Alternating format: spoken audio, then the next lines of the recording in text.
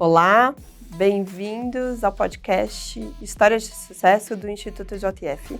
Hoje o nosso convidado é o Gabriel Cruz, que vai contar um pouco pra gente da sua jornada e sua história, que começou na Escola Germinari de Negócios. Conta um pouco pra gente, seu nome, idade, que ano você se formou? Meu nome é Gabriel Rodrigues da Cruz, tenho 18 anos, sou formando da turma de 2022 aqui da escola. Onde você estudava antes de estudar no Germinari? A minha vida toda, antes de Germinari, eu estudei numa escola que fica na região de Taipa, chamada Colégio Prigoli. E como você ficou sabendo do Germinari? Pra ser bem honesto, eu não tinha o menor interesse em entrar na escola, mas um amigo meu ficou sabendo, ele contou pro pai dele, e acabou contando pra minha mãe. E aí a minha mãe ficou interessada. E com quem você morava na época? Com as mesmas pessoas que eu moro até hoje, né? Meu pai, a minha mãe, mas sempre muito próximo da casa dos meus avós, onde morava o meu avô na época, a minha avó e a minha irmã. Primeiro ano na escola. Eu lembro do primeiro dia, ele é bem marcante pra mim. Eu morava do lado da tia do transporte da época, por coincidência, então fui o primeiro a chegar na perua. E aí no primeiro dia de aula eu cheguei, conheci duas pessoas que moravam muito perto de mim, totalmente por acaso. Tive minha primeira conversa com o cara que é meu melhor amigo até hoje. O primeiro ano foi de bastante adaptação, como acontece com todo mundo, em geral eram os melhores das turmas anteriores, e a minha primeira nota na escola foi um 5,5 em português, com a Rosângela, isso foi meio que um baque pra mim, mas eu consegui levar do jeito que deu. Eu sempre acordei bastante cedo, só que durante o primeiro ano eu cheguei bastante tarde, então foi um trabalho muito grande que eu tive que fazer com a minha família também, para me adaptar. Diversas vezes eu falei, mãe, eu não quero ficar, cara, tô cansado, que não sei o quê. Mas eles sempre me passaram a ideia de que valia a pena. Por que seus pais decidiram te inscrever na escola? A Prigori era particular e era bastante caro. Isso consumia muito tempo do meu pai e da minha mãe em termos de trabalho, tanto que eu fui criado pelos meus avós justamente por isso. Meu pai, eu lembro, saía de madrugada e chegava, já estava dormindo, e a minha mãe me pegava de manhãzinha, me deixava na perua, e quando eu chegava eu ficava na minha avó, até umas 9 da noite mais ou menos, mas depois que minha mãe chegava, dava tempo só de me pegar, chegar em casa, jantar. E aí assim que a gente entrou, meu pai tinha comprado a casa que a gente mora hoje, que é mais próxima daqui, então a gente conseguiu mobiliar, nos mudamos, mas o grande motivo de eu ter entrado aqui é que eu precisava de alguma perspectiva, né? Eu morava no Jardim Damasceno, que é um bairro da Brasilândia, então as pessoas ao meu redor nunca tiveram muitas perspectivas de vida. Os meus amigos que jogavam bola comigo quando eu era mais novo, todos eles foram tomando rumos muito diferentes da vida, que não era o rumo que a minha mãe queria que eu tomasse.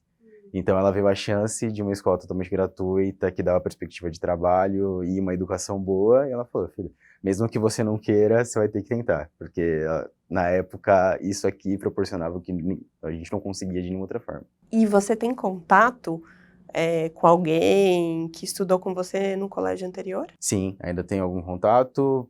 O mais próximo é de uma menina que ainda mora no mesmo condomínio que eu, mas a maior parte eu fui me distanciando, as rotinas não batiam. Como está a vida deles hoje e a sua? Do grupo mais próximo, né? Eu tinha 4 amigos muito mais próximos de mim. 2 deles seguiram jogando bola mesmo, então terminaram a escola agora, se dedicam só à escolinha, alguns em alguns clubes, mas nada de muito grande ainda. E os demais estão com uma vida que a gente pode chamar de convencional. Estudam, esse ano alguns ingressaram em cursinho. E por que sua vida não é convencional? A gente pode chamar de rotina de adulto, né? Acordar, vir trabalhar, chegar tarde do trabalho cansado, agora não mais, mas ter que ir para a escola depois ainda e chegar muito tarde. No ano de 2022 eu estava saindo de casa perto das 5h40 e quando eu chegava mais tarde, quando acabava mais tarde, atrasava o ônibus, eu chegava perto das 11 em casa. E finais de semana que eu tinha para mim, eu tenho que distribuir entre todas as pessoas da minha vida, então tem que ir sempre meus amigos mais próximos, minha namorada, meus pais, e quem não tá bem perto desse núcleo acaba não tendo convívio comigo. Então acho que o principal motivo de não ser uma rotina convencional é que tem que ter uma seleção muito grande do que eu vou fazer com o pouco tempo livre que eu disponho. Quando você entrou na escola, com o que seus pais trabalhavam? Minha mãe trabalhava numa seguradora na época, era analista de seguros, e meu pai eu não lembro se já tinha começado a trabalhar com cinema, mas estava tentando ingressar na área ainda. Eu trabalho com filmagem elétrica. Me conta uma história que te marcou. Eu tava dormindo em casa, e aí minha mãe entrou no quarto meio virada, cheia de emoção. E ela e meu pai, sorridentes, eu acordei meio assustado, porque eu nem lembrava que eu tinha feito a prova. E ela, filho, você passou, e aí acho que foi o primeiro momento que eu vi e me recordo, né, já tendo algum nível mínimo de maturidade, dos meus pais realmente felizes. E outro que me marcou bastante foi quando eu comecei a trabalhar, quando eu entrei no estágio, porque isso tem muita relação com meu pai, né? Uma história bastante pessoal. Meu pai é o Conta. filho caçula de 7 irmãos, um deles falecido. E todos os meus tios também não tiveram a chance de estudar. Todos tinham que trabalhar muito cedo e meu pai foi o mais novo deles. Ele saiu da escola quando eu tinha 9 anos para conseguir virar empacotador no mercado. Então meu pai tem a história do trabalho mesmo, do conquistar as suas coisas muito forte. A minha mãe começou um pouquinho mais velha, com 13 e mais. Mas quando eu comecei a trabalhar tão novo e tendo a chance de trabalhar e estudar, e com uma condição de trabalho muito superior à que ele tinha na época, foi uma coisa bastante satisfatória para mim, porque ele sempre me deu a ideia de conquistar suas coisas, porque ele não teve ninguém para prover para ele, e eu tive. Eu sofro, mas eu sofro em níveis diferentes, porque eu cheguei em casa, os meus pais estão me esperando lá para me dar um beijo, perguntar como foi meu dia.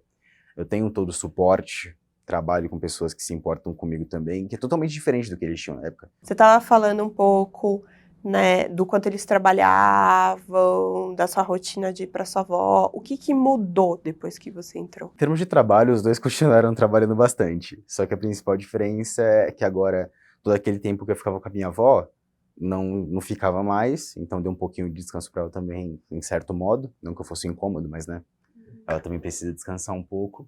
E que agora eu começava a entender melhor meus pais, porque eu também chegava perto das 7h30, 8 horas, então a minha mãe já estava praticamente chegando em casa, porque aqui também é mais, onde eu moro hoje, já é mais fácil chegar para ela também do antigo trabalho. Então a gente começou a ter mais proximidade justamente por isso. Como todo mundo tinha pouco tempo em casa, a gente tinha que fazer esse pouco tempo render. Por mais que eu chegasse cansado e tudo mais, foi um jeito de ganhar intimidade com eles, justamente porque a gente começou a se entender. Tirou totalmente o custo da escola, que era muito caro na época. Então, meu pai conseguiu trabalhar melhor as economias, foi crescendo também profissionalmente. O que você acha que seus pais acabaram investindo com esse dinheiro que eles pagavam antes da escola para você? Conforto para mim. A casa totalmente planejada, morar em um condomínio onde eu podia brincar quando eu chegasse, tentar passear comigo uma vez por semana, uma vez a cada 15 dias, que seja. Acho que foi isso. A vida toda dos meus pais foi voltada para dar conforto para mim. O que você aprendeu na escola em termos de conteúdo? Em âmbito acadêmico, eu sinto que pelo foco de gestão da escola, a gente seguiu a grade que deveria ter seguido.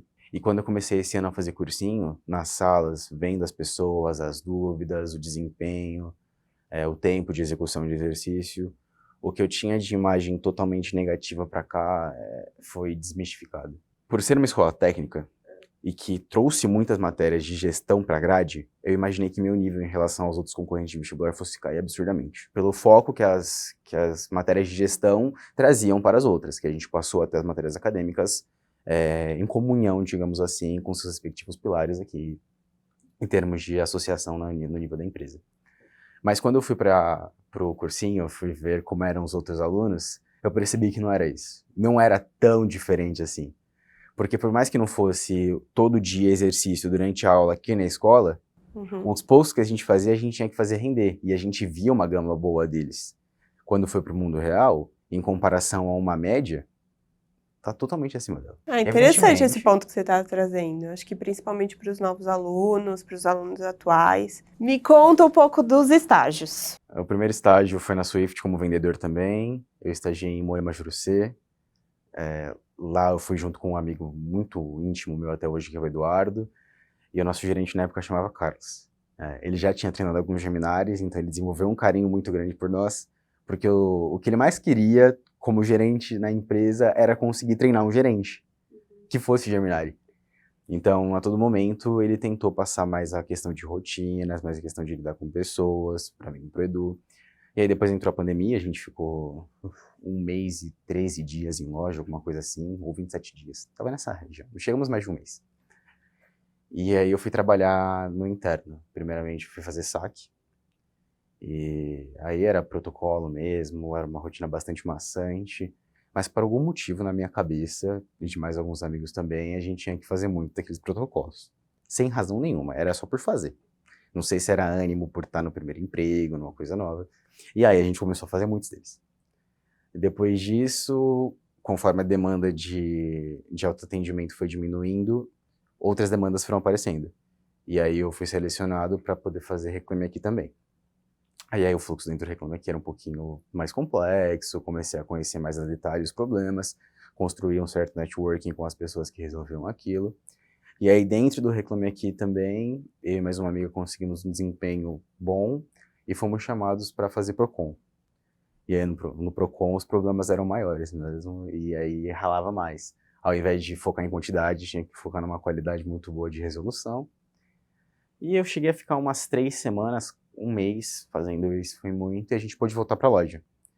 Só que aí, por questões pessoais, eu voltei sozinho para a loja, não estava mais com meu companheiro de estágio, e aí o Carlos conseguiu fazer um desempenho muito bom comigo.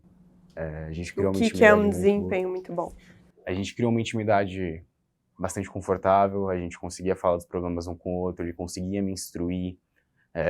Quando eu tinha problema com algum funcionário na loja, algum desentendimento, por mais besta que fosse, digamos assim, ele ia lá e me apoiava. Eu consegui aprender bastante rotina justamente porque para mim não era um trabalho que era exaustivo, por mais que fosse muito longe. Indo para o segundo foi vendedor na Seara, sobre gestão, né? Pude trabalhar com ele nessa época, então conheço um pouco dessa fase. Eu consegui escolher a área que eu queria trabalhar, que era na Seara in Natura, recebi o que era então a maior carteira dos estagiários na época, e como eu conhecia o rapaz que me passou a carteira, eu sempre tive o benchmark pessoal de superá-lo. Entreguei números bons. O que você entregou? Eu recebi a carteira com 4,6 toneladas e passei ela para os dois estagiários que ficaram no meu lugar, fazendo em média 15 por mês. 15 toneladas por mês, com 140, 150 mil de faturamento. E em clientes também consegui dobrar a base. Né? Recebi com 21, entreguei fazendo 43 quando conseguia executar bem. E o que te motivava? No começo era o ânimo de superar o estagiário anterior. Sempre foi esse. E depois, um tempo, foi contribuir com a minha antiga supervisora. Eu sabia que era um número importante para ela. Também foi Germenari, então a gente tinha esse vínculo, mas depois de um tempo, eu fui percebendo que as vendas não eram para mim, eu não gostava mais, então o que me motivava mesmo não era nem motivação, era disciplina, era executar a rotina, porque eu sabia que isso tudo construiria uma eventual escolha de emprego mais para frente. E as próximas etapas até chegar hoje? Foi trabalhar muito, escutar bastante coisa, resolver muito problema, mas sempre tendo uma ideia de que isso traria algum eventual fruto, mesmo que eu não soubesse qual era. Eu conheci o atual diretor da academia original, eu conversei com ele sobre meus gostos pessoais, ele conversou com o meu atual chefe, e aí a gente fez esse combinado que se eu continuasse performando muito bem, eu teria a chance de vir trabalhar aqui, passando as entrevistas, e foi o que aconteceu. Hoje eu trabalho na gestão de risco da JBS. Como você descobriu o gosto por essa área? Comecei a gostar de finanças em 2019, com um professor, o Caramico. A gente também tinha uma relação bastante pessoal, além da relação professor-aluno. Ele se importava muito com a gente. Eu comecei a tomar gosto, porque por mais que ele desse aula de contabilidade na época, ele é doutorando em finanças comportamentais. E em 2019, mais ou menos, por curso de YouTube, acabei conhecendo o mercado financeiro. Gostei bastante. Em 2020 certinho, eu fiquei mais tempo acompanhando o mercado, a iniciativa da escola com o projeto em parceria com a B3 foi bastante importante para mim, foi uma coisa que me motivou bastante. O que você faz? Como é o seu dia a dia? E por que você gosta tanto? Hoje eu sou assistente, então eu trabalho especificamente com a parte de bovinos, e aí entra muito um outro gosto meu que é a programação. Executo rotinas para fazer um trabalho mínimo de inteligência ali, para a gente saber como é que tá, desenvolver os fundamentos para a tomada de decisão. E além desse trabalho, eu também opero, né? Eu sou trader, também trabalho com boi. Então, meu dia a dia é chegar, olhar como está a operação da Friboi, por ser um player bastante significativo para o mercado, o que a empresa faz aqui impacta no resultado da bolsa. Entendo o que a Friboi faz, entendo qual é o cenário em termos de disponibilidade de animais, em termos de exportação, então acompanhar bastante o mercado da China, entender o nível do dólar, que incentiva ou não a exportação. Uma vez entendido tudo isso, vai somando os fatores, esse fator tem que comprar ou tem que vender. E aí vai executar a ordem. Eu não sei se é uma mistura de desafio ou só um engajamento monstruoso com o time, porque quando a gente está falando de mercado futuro, a soma sempre é zero. Para você estar ganhando, tem alguém perdendo. Então, no fim do dia, dinheiro à parte, isso aqui é provar que você é mais esperto que alguém que está contra você. Se você está comprando é porque alguém está vendendo. Se você tá comprando porque você acha que vai subir, se o cara tá vendendo é porque ele acha que vai cair. Que sentimento que te dá trabalhar nessa área? É uma mistura da ansiedade mais positiva com... Eu não posso só dizer emoção, porque é muito amplo, mas são as borboletas na barriga. É isso, não tem outra história. É o estômago embrulhado, é você entrar numa operação e ver que tá indo contra você, e você não pode gaguejar quando tá se justificando, porque você tem que saber o que você tá fazendo. Porque se você não sabe o que você tá fazendo, você não devia ter feito.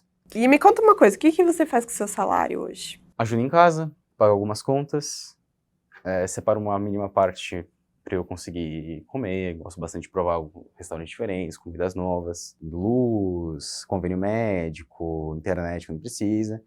Compro as coisas que eu preciso para mim, então não tenho mais dependência dos meus pais. E, por último, e que consome entre 60% e 65% do que eu ganho, é investir.